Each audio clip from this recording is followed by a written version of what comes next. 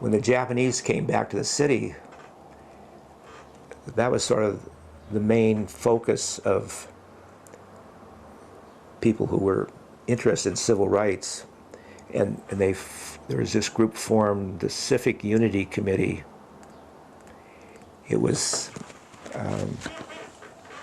Its influence, well, I don't know, its influence was probably greater than its name familiarity went.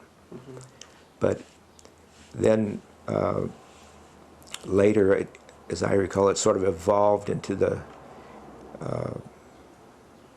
Human Rights Commission that the city had. So the Pacific Unity Committee sort of formed a nucleus of people who were active on these issues that later became involved with housing?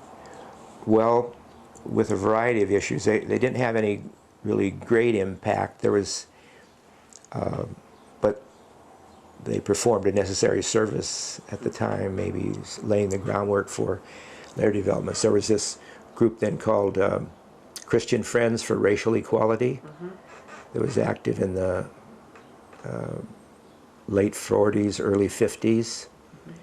And as I recall, their main activity was like once a year having dinners where blacks would come to white households or white households would go to black households.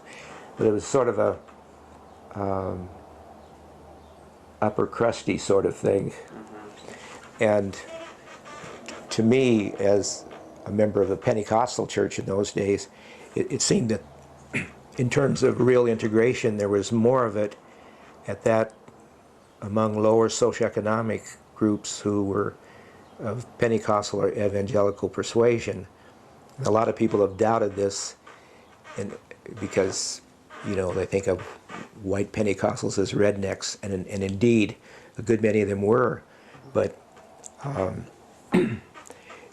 the churches that had, in those days, churches and missions that had any form of integration, they were mainly low-income Pentecostal churches.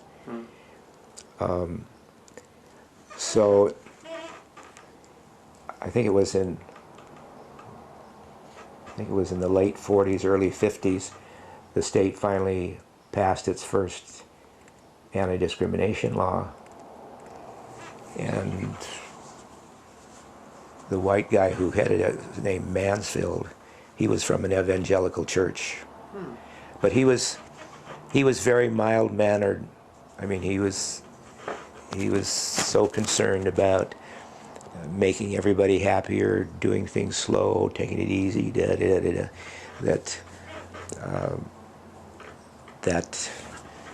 organization didn't become really activists in ending discrimination probably for another